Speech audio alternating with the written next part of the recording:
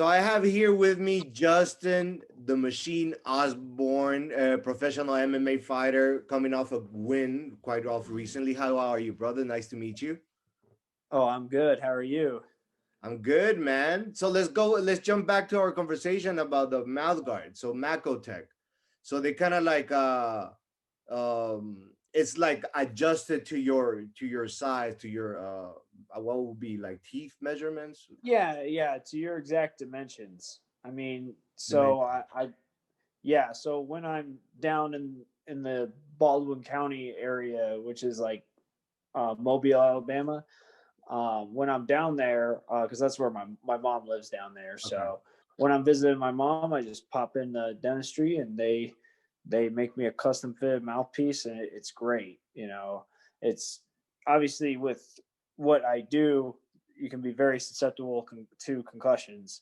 Yeah. So the best way, the biggest piece of equipment out there that does, help, well, prevent. I wouldn't say fully, 100% prevent concussions, but makes it, less likely to have a concussion is a nice mouthpiece.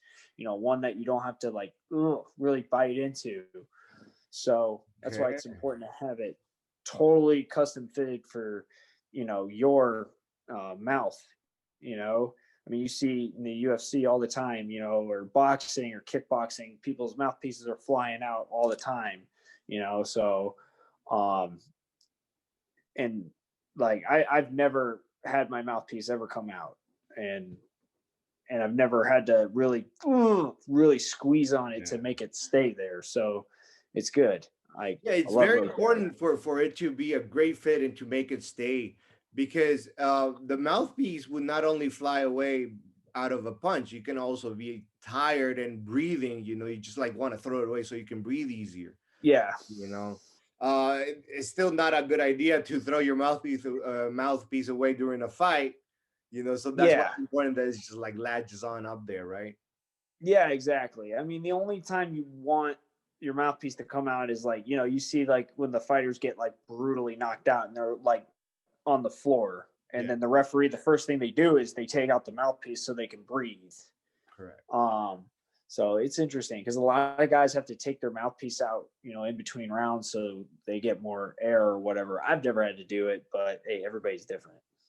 Yeah, true, man. But speaking of concussions and getting knocked out, how are you? How do you handle concussions? Um, I haven't really ever been Really? severely concussed, so I.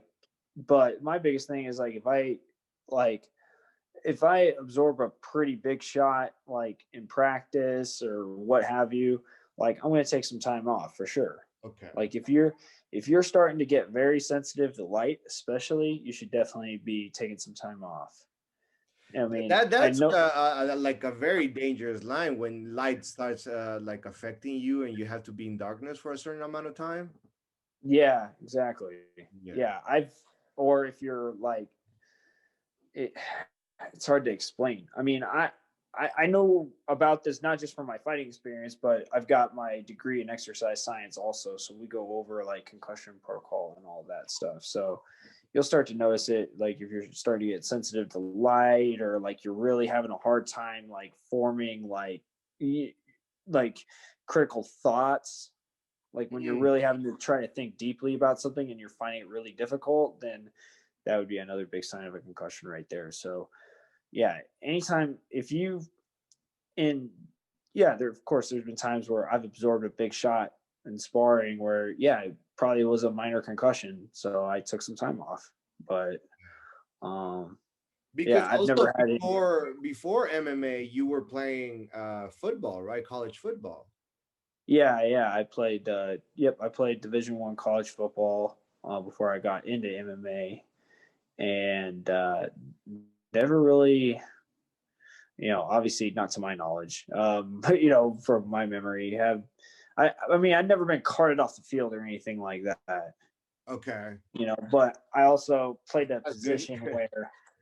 I also played a position where it's not gonna, the concussions aren't gonna be, I mean, every position in football, pretty much is gonna have concussions in it, except for kickers and punters. But I mean, my position as a defensive back, it's not as prevalent as say like a running back or a linebacker or what have you, or an offensive lineman, especially linemen, because they're always boom, they're always making contact on every play. Yeah, yeah, definitely, man. I used to play high school football back in the day. Yeah, I was a tackler, defense line. It was kind of, I yeah, always been into contact sports, but I don't now thinking about it, I don't know if I ever been heavily concussed before during those times and when I was competing in amateur level.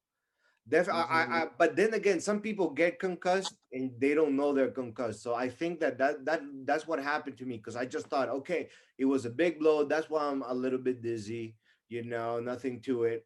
But I remember right, when I really the first time I really got hurt, and it was in a sparring session. It was not competition sparring. It was just like after training, with me and my boy decided to do some light sparring, and then right, all of a sudden, boom! I just felt the hit. I saw lights. I heard beep, and I just told him like, "Give me a second." And then we continue sparring. And then I was like asking weird questions to him. I was like, "Man, so when are you gonna tell me what happened?" And he was like, "What are you talking about?" Yeah, didn't you call me, tell me that you were gonna tell me something? Like, no. And I was like weird. I felt like I was drunk, And right. I remember I was in the bus going home, and I was texting someone, and then I would stop texting, and then all of a sudden in my mind I was like, "Oh shit, I need to text this person." And then I know, but I already text her. It was very very weird. And then I called my coach immediately. He's like, "Man, you got to take it easy. You're concussed, so take like a week off." And I didn't want to take a week off, so I continued training, but I didn't do any sparring. But I thought that within time it would get easier. Those hits, it doesn't, man. At least No, with me, no, it didn't. no. If anything, it's like the opposite. So you definitely got to be careful. Well, I mean, I say careful, but you definitely got to really work on your technique. As if somebody's coming up like trying to fight, you definitely want to focus on your technique and really have that fine in tune because you go in too early and you don't have great technique or I mean you're going to take a lot of damage Yeah. if that makes sense. So No, of course, 100%, man. Like I noticed that a lot of people that first start training, because at that time I was training kickboxing. So I did kickboxing for around 7 years. I competed at amateur and professional level. So at that time when I was training a lot, there were the new kids, right? The new class that just finished their beginners course, so they're all like in the other course. But they're so excited to do that sparring. Some of yeah, them have the patience, but some don't. They want to just like jump in there. And you're right. You got to know the technique. Not only that, you gotta be patient because when you do sparring for the first time and you get hit in the face, the natural reaction most of fighters have is that, okay, I have to hit back. Because like, okay, you're hitting me, I have to hit back. That's an instinct. But in the fighting game, at least in like kickboxing fighting, or boxing or whatever, you have to take your time. You got to study your opponent. You got to see what is moving, the opening shots, what is your movement, and all that. So definitely, I agree with you there. Because I remember when I first started sparring, it was just like a street fight at the beginning. It was so, and it was no technique. Instead of like one, two, it was just like swinging, yeah, like I would be swimming. Yeah, it was crazy, man. It was embarrassing. I would have fun though. yeah. I mean, the first time I ever sparred, I think I left the place with one leg. It was bad. I definitely learned to check kicks, so it wasn't. Luckily, I didn't really get too busted up, but my leg got busted up pretty bad. But you know, your leg can heal, your brain can't. True. So Very, very, very true. Very true, man. Like it definitely has been a challenge to spar with people here in Finland, man, because So I'm Latino. So in Bolivia, people are short compared to Right. Europeans, especially the Nordic people. Man, Finland and people here in Finland, these guys are tall and big, and I'm on the heavyweight side, right? So people Right. my weight are almost like one. Let's say what would be in inches, like 5'9", 6. Yeah. So they're tall. I'm around like I think I'm 5'7", if I'm Yeah. making the conversion right. So it was definitely a challenge to try to how find a solution to that reach that those people would have. Those people Yeah. told them like they would be their own kind. They're motherfucking giants. That's what they are. Yeah. Yeah. It's crazy, man. I mean, I'm pretty like on the taller side of my division and both divisions I've competed in MMA. So yeah, I mean, I definitely understand because it's like you can't just close it. You can't just walk forward. You gotta be calculated about it. You know, otherwise you're just a moving punching bag. You know, you got to move your head. You got to, you know, like Mike Tyson would do. You know, you got to wait for them to punch, slip their punch to get inside, and then do your work. Mike Tyson, man, that he is a legend. Are you a fan of him? Yeah, yeah, I like him. I mean, who doesn't? I mean, Yeah, I mean it's Mike Tyson. yeah, right. Everybody like anyone who's a fight fan, like you have to be a fan of him. I mean, come on. of, um, of course. but I mean, you can be a fan of Mike Tyson, but you know, you can also be a fan of like guys that you know can fight long, like Tyson Fury. You know, he fights long. I mean, except for when he fought Wilder this last time, he didn't necessarily do that. But most of his fights, you know, he just kind of sticks behind the jab and like uses his length and his reach, and you know, uses nice technical footwork and Yeah. out points guys. I mean, the same, but like, but you can be a fan of both. You know, I mean, it's like if you're a real like if you have that really educated eye, I mean, you can be a fan of almost any fighting style, in my No, opinion. But absolutely. I agree with you. Of course, having one fighter saying that maybe he's the GOAT doesn't necessarily that you have to bring shadow upon the other ones, right?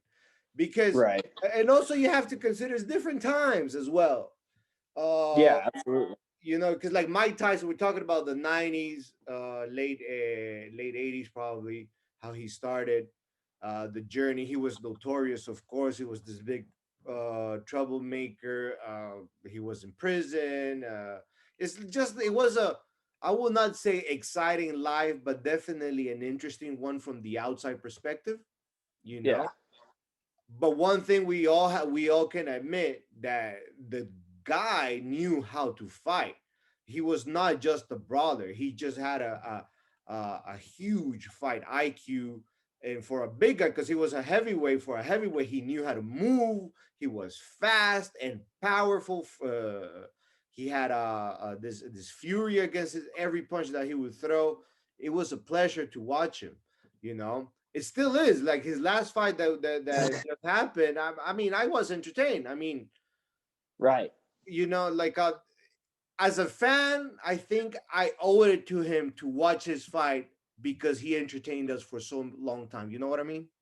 Yeah, I know what you mean, man. I mean it, and you know, I'm a fan of Roy's too. You know, I mean, I actually got to the chance to go out to Roy's house once, man. It was a Oh, cool Roy nice. Jones Jr. It was cool, man. Like you pull in and he's got like I don't know, like 50 chickens in the front yard, like four four dogs, like a bunch of ATVs and stuff. And then he's got like, you know, he's not like living in a mansion or anything like that. You know, he's got his house and then he's got this big shed, and then you walk in there and it's like a gym, you know, like a two-story gym. You know, I'm like, that's pretty cool. Like That is very cool, man. I'm And like, man, going back to the boxers, man, and like saying that it's like different times. Fury, the time is now. Heavyweight, he is. for me also a great fucking fighter, man. Like a wonderful heavyweight. But what interests me the most, aside of his fighting skills, is his backstory. All the struggle he has gone through, depression, suicide. Like trying to suicide and anxiety and all that he went through. Because that like the dude was like out of shape. He was fat Yeah, and he went through all that. He got into shape out of like pure discipline, man. If I'm not mistaken, you are an autistic fighter, correct? that's correct. How has that affected you in your MMA career? Has it affected in some way? Um, I think it just affects the way I look at fighting, I guess. Mhm. Um, like I'm very detail oriented, when I'm looking at the technique and all that. And and I'm really analytical. Like it's not only like what is he doing, what is this fighter doing, why are they doing it, how are they doing it, and why do they, and not only that, but why do they like to fight like that? Mhm. If that makes sense. Of course. So you analyze So every aspect, basically. yeah, absolutely. Because fighting isn't just like it's not just who can punch, kick, and take down and submit the best. You know what I mean? Otherwise, the most talented person would always win. But the most talented person doesn't always win in fighting. So there's so many different aspects to it. So it's interesting because people will develop a fighting style, like where if there was like a silhouette of a person, like you can tell who that is. You know what I mean? Yeah. Like so, like how do you? I guess how do I put it? It's like how does one get to that point, and then like how do they train to get to develop that style that suits them best, if that makes sense, um and then how do they implement what they're trying to do when they go out to fight, if that Correct. makes sense. Yeah, So 100%. Definitely everybody who's embarking on the fight journey, you got to find your own style. You got to be yourself. You can imitate others, but in the end of the day, you got to find your own style, what works for you. Once you identify that, your fighting becomes like your voice. Like you say, is like your trademark. You can see a silhouette of something, you can identify, you can tell who that fighter is. So that's your recognition there. Like you have developed your own thing. right, absolutely, um because I just got home and I've been I was training myself today, but then I was holding pads and mitts for this guy. And it's like, you realize like, you know, I could just like hold the mitts and the pads the way I get mitts and the pads held for me, right? Mhm. But that's not going to work because that guy is not me. So I have to adjust that to what's going to fit that person best, if that makes sense. Yes. So that's where having an analytical mind helps out a lot, because then you're able to see, what works for this person and go from there. Like when I evaluate an opponent of mine, I look at what they do well, what they don't do well, how what what is it they're trying to do, how they succeed, and then how do I implement what I want to do against them. In all this analysis, does it come in the moment, or you do it before, or both? Well, yeah, I mean, a little bit before. I don't try to watch too much because then I'm going to information overload myself, you know.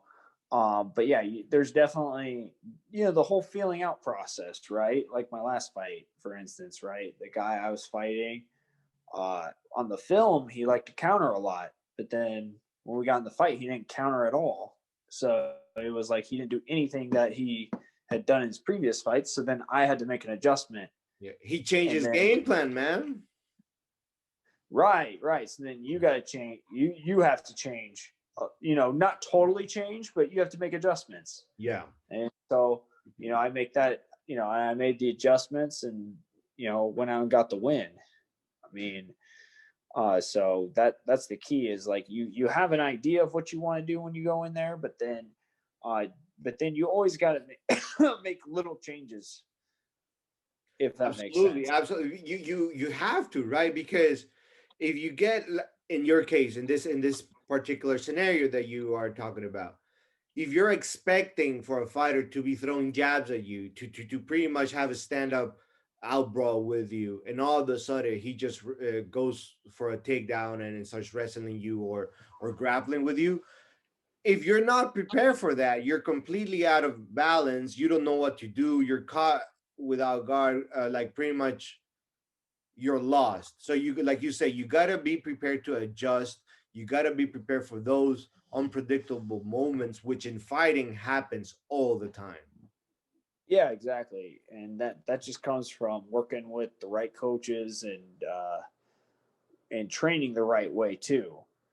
Yeah. Like, so for instance, like when you're training, you're not always going to train a specific way, right? You have to train the general concepts of each of the fighting styles, each of the martial arts, Mm. right? You have to train the general concepts of them, and then once you have a fight coming up, then you can tweak it a little bit, but not too dramatic. But you tweak it a little bit based on your opponent, and then what allows you to make the adjustments is all of the training of the general aspects, if that makes Yeah. sense.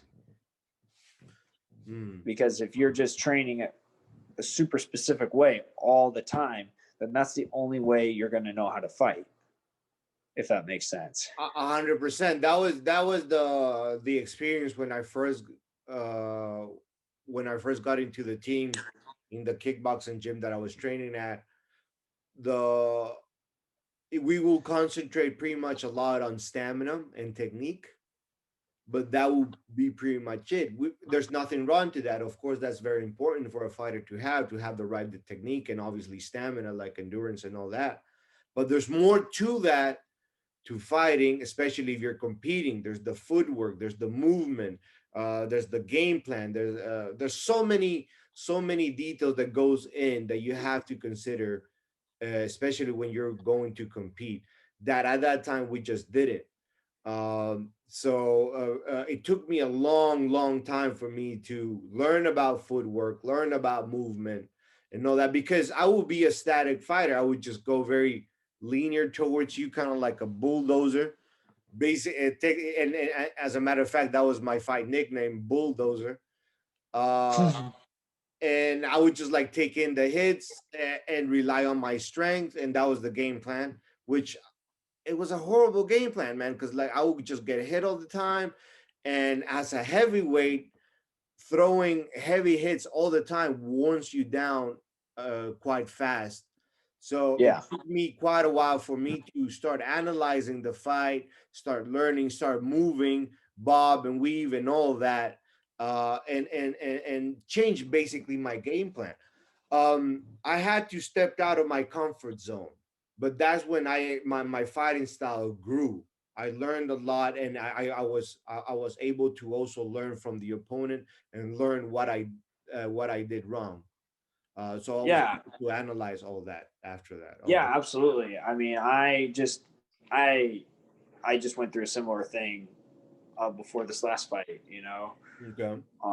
because I had a fight and I lost it, and it was just like it, I didn't fight well at all, and so I had to make some changes and do some things that you know were a little bit out of my comfort zone, and that's and that's okay, because when you're first learning new things or trying new things, like bad things are going to start happening to you really quick, right? But the more you have to get through that period, right, of being uncomfortable, and then it's okay after that. Like you're you start to understand the concept that you're trying to pick up that much better. Yeah. Also, it's just man, because I was you gotta be open minded to try new things. Right now, just like staying on topic of fighting. I remember when I first tried MMA. As I told you, I just did kickboxing before kickboxing was kung fu, and I never wanted to change kung fu. Like I got my black belt, and then I moved to another country, Bolivia, and they didn't have kung fu at that time. So that was the only reason why I started training kickboxing. And then from kickboxing, a friend of mine told me, "Let's do MMA. You have been fighting, try MMA. Let's do MMA." I was like, "Okay." And I never done grappling in my life. The only experience that I had grappling in jiu-jitsu and all that was me watching the UFC. That was the only experience I had. So obviously got choked out. I got frustrated. I was like, "Fuck this! I'm not gonna do MMA. I'm good as a kickboxer. I'm good. I'm happy."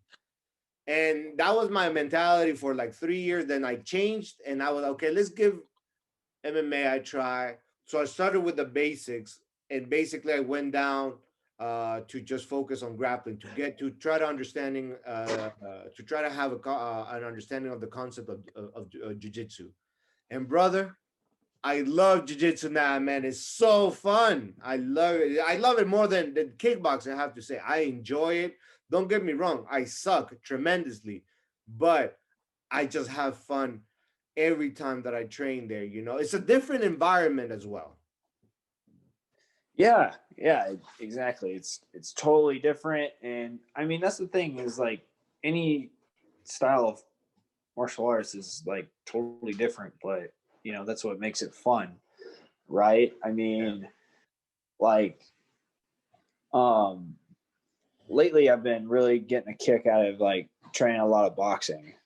Like it's the first time in my life where it was the first time in my career I have really concentrated on on just on boxing in particular, and I think it's helped me grow tremendously.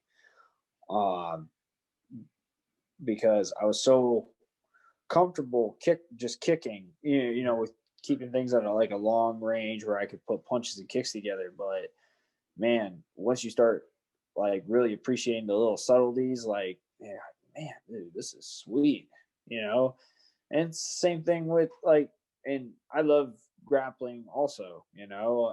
I've said this for a while. I was like, man, when I'm done with when I'm, you know, you know, for far in the future when I'm done with my MMA career or whatever, I'll probably have a black belt in BJJ by then and all that stuff. I'd be like, man, you know what? I'll put a white belt on again and go do judo. Like, why not? Exactly. Because I thought about exactly what you're saying, but I have to admit, like sometimes my ego, well, in this case, most of the time, my ego doesn't allow me to learn new things, especially martial arts. Because starting from zero, it's kind of like but then again, you gotta fight that mentality, bro. Like if you're gonna try new things, like you say, man, you already have your black belt in this. Why not try a new thing? Like, I mean, why not?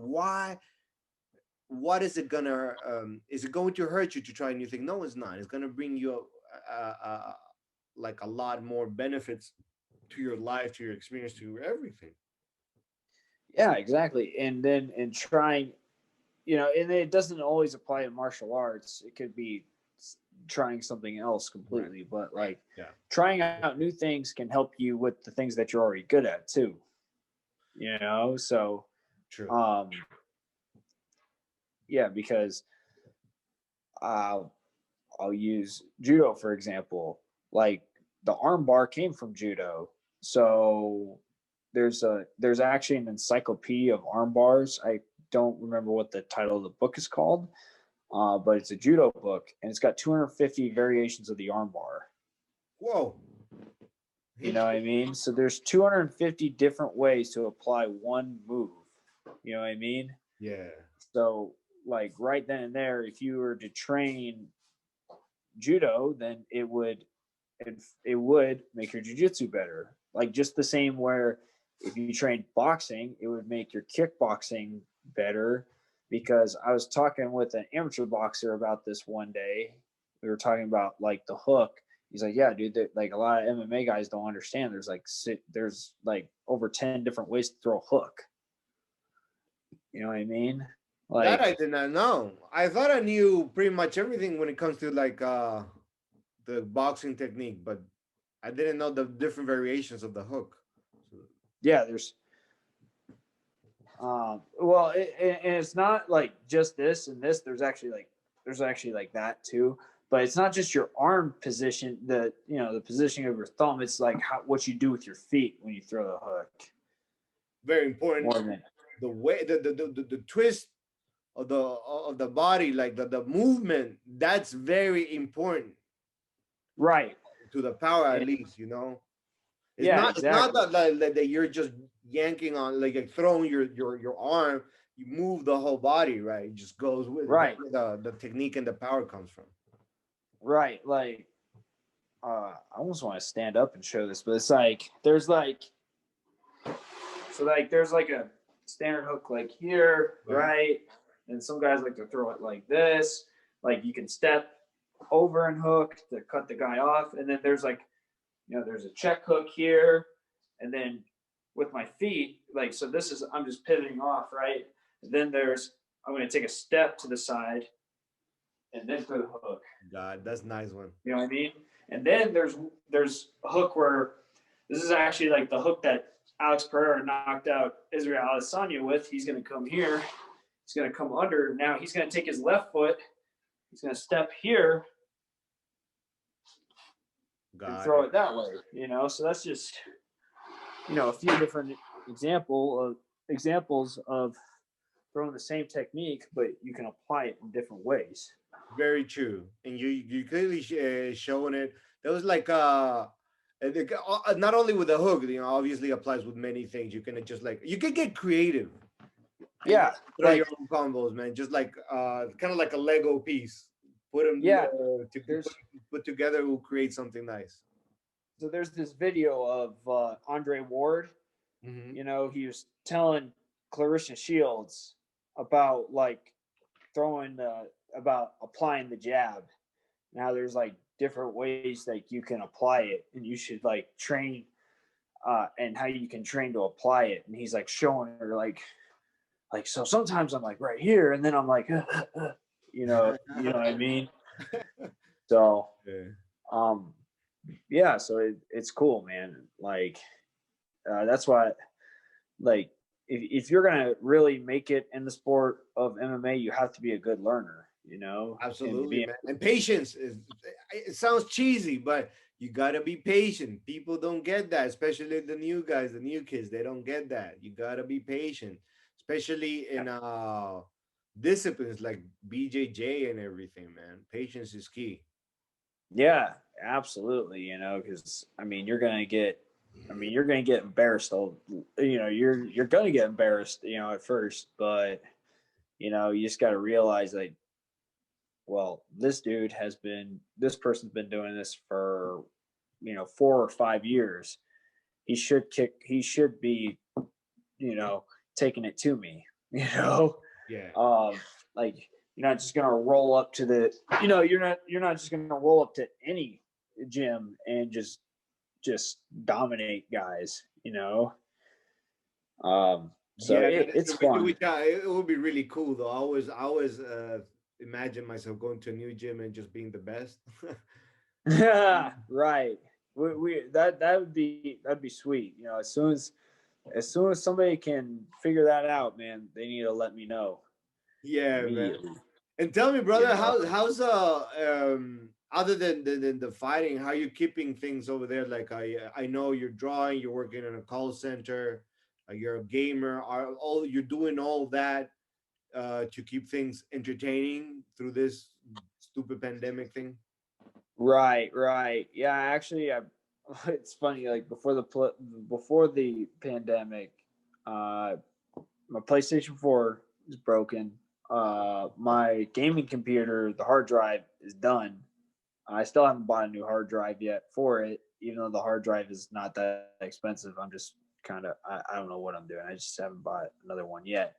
But I would love to start my Twitch channel again. That was so much fun. And I haven't been drawing as much because I've been having to take more time to work during the pandemic Mm. and stuff. But it's cool. Like I got a lot of good things happening in my life right now. Me and my girlfriend are about to move in Oh, together. nice! Congratulations on that, brother. Yeah, it's gonna be awesome, and we're looking forward to it. And let's see, there's that, and then this next month coming up, I'll be able to quit that call center job. So I'm excited about that because um, it's like people don't understand. Like people are like, oh, why can't you do both? You can't do both. Like there's no way you can't do both over a long period of time. I mean, I They don't get it, like man. yeah, exactly. They don't get it. Um, why would I want to train for an extended period of time of me waking up at 5 o'clock in the morning and then trying to go to the gym and then I'm like in a fog? You know what I mean? Yeah, man. I did that for some time as well. I remember I would wake up at 4 to go training, and then after that, go to work. It was I couldn't, man. And that's what I want to do with JockPharm. Not only help the athletes connect, the fighters connect with sports agents and managers, but I want to shine light on what the life of a fighter is, because many people don't understand all the struggle and sacrifices that you have to do in order to just not even make it to in order to just start your career. Yeah, exactly. And I'm lucky enough that my girlfriend is saying like telling me, "Hey, you need to quit your job." Like, and I'm like, I know I need to quit my job. I just need to get myself in position to do that. Because unfortunately, I didn't get any of the. I haven't received any of the. It's different in every country, but in the United States, we only got like a one-time $1,200 payment for the pandemic, and I still haven't received it yet. So I'm sorry. I'm doing really good for myself. I'm personal training, so I'm able to make my own schedule, what have you. And then all of a sudden, the pandemic happens, and then my business gets tanked. But it is what it is. I knew it was only temporary. That's the thing is like I knew it was only temporary, so I just got through that. Was able to win a fight. Was able to win a fight, get myself on track, and um, and just see that hey, this is just a step, Mm. if that makes sense. And I know that once I'm able to quit this job and everything, it's going to be things are going to be a lot different, and it's going to be happen really fast, and I'm looking forward to it. How was your experience working in a call center? Were you selling or were you like customer service? What? A little bit of both, man. So people would call us about their cell phones. So we would fix their cell phone problems, and then at some point in the call, we would try to upsell them a product. So Okay. it was weird because it's like people are calling you to fix something, not to buy something. Does that make sense? So it's Yeah, it's just like for example, I can say I'm good in sales. I didn't say I have done sales all my life, and I started in a call center telemarketing, and they are still using the same technique. And I'm telling, and I started back in 2007, and they're still using the same technique today. Most telemarketing companies, and I would say it's a waste of time, man. It's frustrating for the caller, and it's frustrating for the agent. yeah, exactly. It doesn't make sense on both sides It doesn't. because like they're not calling you to buy something, they're just calling to get a problem fixed. And I would be so happy to be done with that, because like I'm so sick of looking at a computer screen for 10 hours, you Yeah. know. Like, man, so like you don't even understand how over it I am. But I'm just happy, like, and I think, having my cat, my little kitty in my life has been uh working wonders for me as far as that goes. Like, if I did not have that kitten, I don't know if I would have made it through that call center job. I don't know, because like she would just like play with me, and like, she was right there. She would, she'd lay on my lap when she knew like I was getting like kind of heated, I guess, Yeah.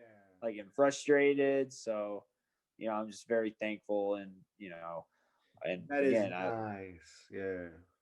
yeah, and not even just my cat, but like there'd be times where my girlfriend would be there.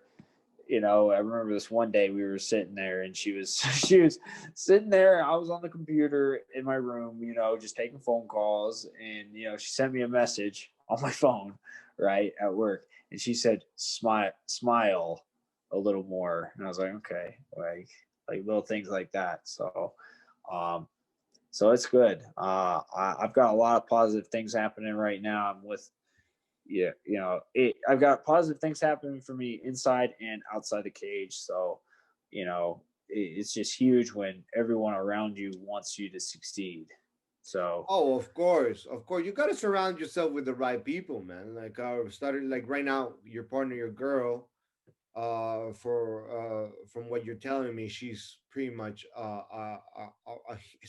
incredibly significant person in your life.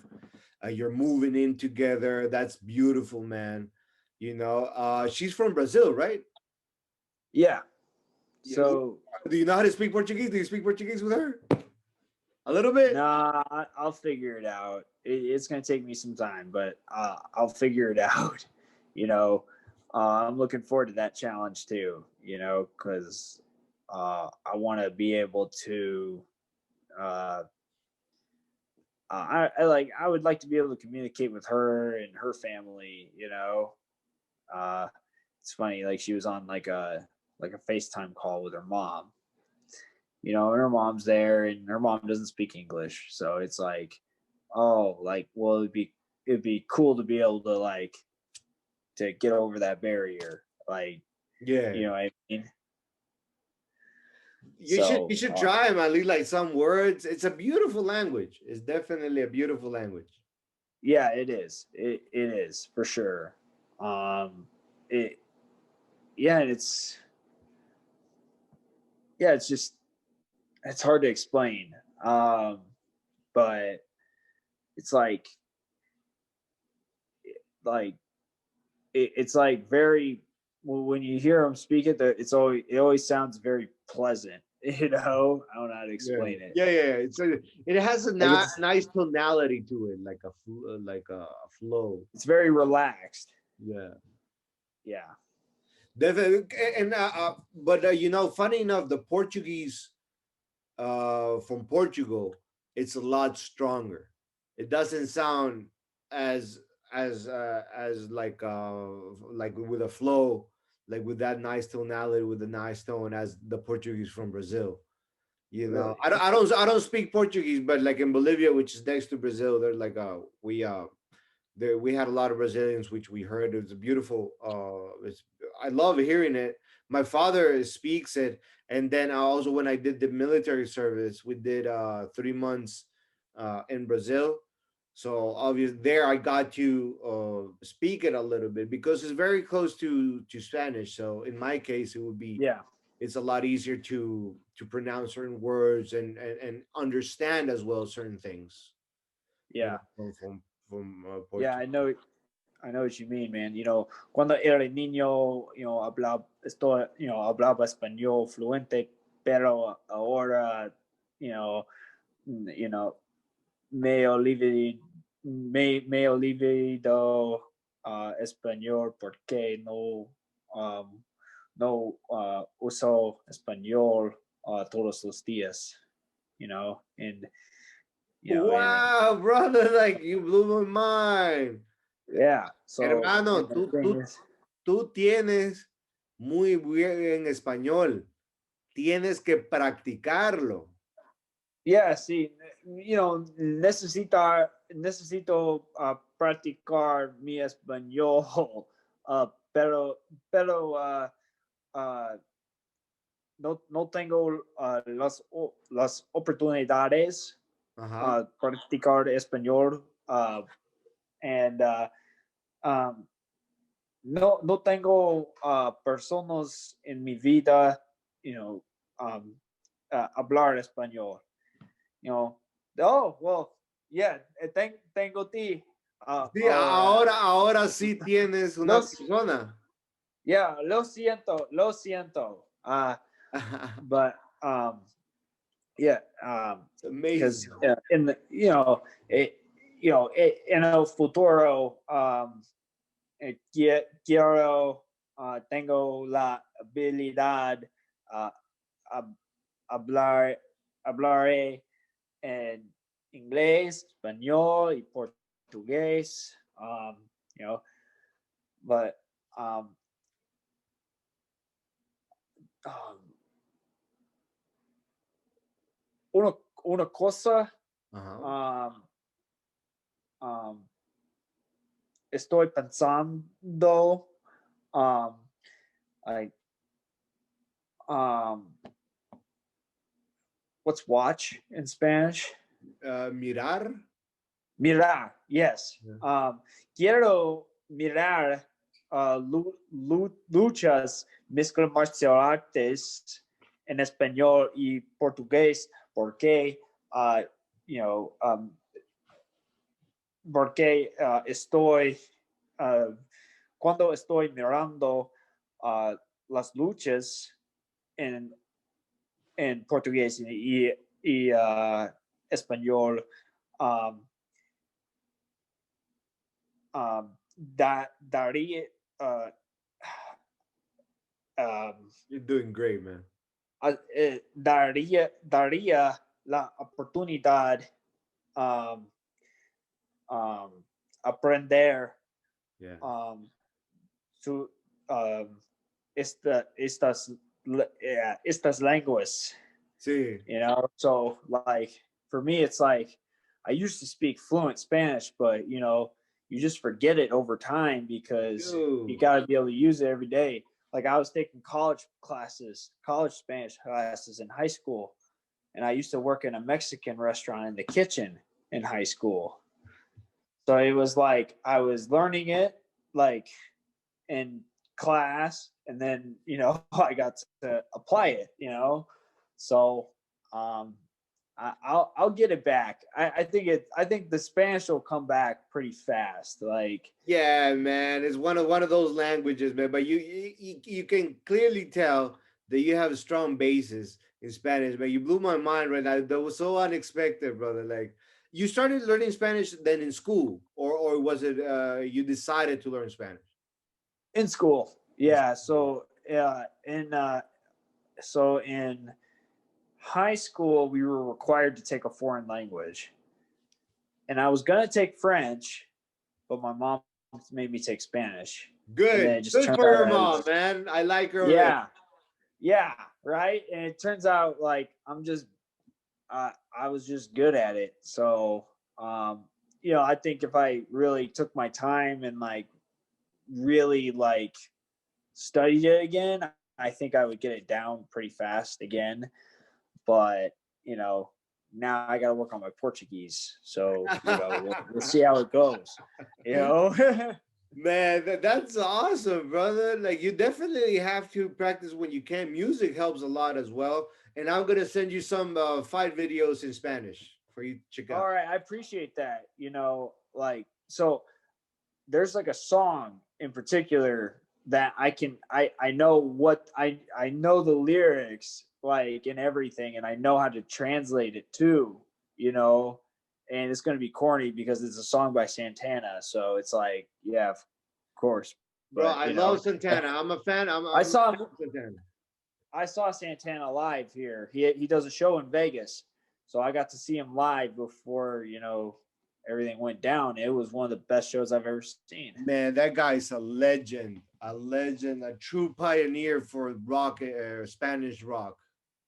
Oh, absolutely. I Yeah. mean, and just one of the best guitarists ever. Like Ooh, and so, when yeah. when somebody can do, like, it doesn't even matter what it is. Like when somebody can do something so well, you all you can do is sit back and admire it. Like everyone knows greatness when they see it. It doesn't matter what it is. Like Doesn't you matter what. watch you watch Michael Jordan play basketball. You watch Santana. You listen to Santana on the guitar, or I don't even can't think of a, like you watch oh the well, I guess you guys call it football, the Reese Diego Maradona. You watch like Diego Maradona play football, right? Yeah. Of I course call they're it in America. soccer, Oh, but you call it soccer. Okay, yeah. Well, in but America, like my we my call it. I did my I have a strong influence from United States. I lived there. I did part of my high school there. As you can tell, my English is very American. Yeah, right. So I do call it soccer, but people give me a lot of grief here in Europe. But like, it's not soccer, it's football, blah blah blah blah. And I'm like, okay, I'm sorry. I mean, if you think about it, though, Americans, we do a lot of things backwards. So, like, Well, it would make, true, yeah. you know, it's like it makes perfect sense why they call it football, though. You know, Yeah. of course, like it makes sense why they call it football, and why But we call football doesn't really make that much sense, because there's very little parts of American football that actually have to do with kicking the ball. Like yeah, but the kicking the ball part in American football is the boring part. yeah, that is true. It's the boring part. Yeah, that is correct, man. They say Yeah. though that football came first, and the Americans like put the name to football, and then soccer came, and they were like, oh shit, this is football, but we already named this football. Let's name it soccer. Yeah. Is that true? Do you know? Have you heard about that? I never really heard about that, how that happened, but yeah, it's interesting for sure. I mean, it's just interesting how, like, Americans, we have our own measuring system. I was trying to explain, like, I still don't get oh, it, especially the temperature. I still don't get it. right. The temperature doesn't make any sense to anybody. Like, the Celsius makes sense, like, because zero is at freezing point, Yeah. you know, whereas like it's like 32 degrees Fahrenheit is when it starts to get to freezing temperatures, right? And then there's other things like, gosh, our healthcare system is like, dude, try to explain that to somebody. I was trying to explain that, uh, to my girlfriend the other day with like, okay, so you have to have your insurance card and all this and blah blah blah blah blah, and she was like, what? Like, yeah, there's this thing, you got to do these co-pays or whatever, and it's like, That's complicated though. The healthcare system in the U.S. is a big fucking mess. It's complicated as hell. Like for yeah, example, here in Finland, pretty much everyone is eligible to receive the healthcare, right? The free healthcare, the government that provides that and all that. If you explain how the healthcare system in the U.S. works to a Finnish person that is so simple here, they will completely lose their mind. Well, not completely lose their mind, but they will be lost, man. I had tried to do the same thing with my wife because she has a very bad image of it because of all the documentaries and this and that. But yeah, she didn't get like why this, but why through that process, but why and this. There's like so many whys. I just couldn't answer. That's how it is though. yeah. It's like that's just how it is, I mean, for better or for worse, right? Yeah, man. It's just that is. I hope it gets better over there because it's crazy. The healthcare system is not good. Yeah, especially, we're in this pandemic or whatever, and I don't mean to get too political or, what have you, but I mean, like, we have a pandemic and people don't want to go to the doctor, like, because they don't want to have to pay. You know what I mean? Yeah, man, Like, you gotta contribute, bro. Like you have to, especially in these times. But man, like, yeah, it's too political. Let's just go back to the yeah, let's Fahrenheit just go back to conversation. fighting. Yeah, Um, to the Celsius Fahrenheit. yeah, I mean, but You know what uh, it reminded me of is like crazy because you said it yourself as an American. Zero in Celsius makes sense, 0 degrees and blah blah blah. But what bothers me is these Latinos that they have been raised in the Celsius system, what's the metric system, right? yeah, All their right. lives, and they go to the states and they stay there for like maybe 5 years, and they're like they complete. They're like, oh nah, man, I'm an American. I forgot how to use the metric system. I remember my friend. Well, he's not my friend. He was my classmate, really back in the day. That was when I was living in Central America. Like I said, one of those guys that had lived in the metric system all his life.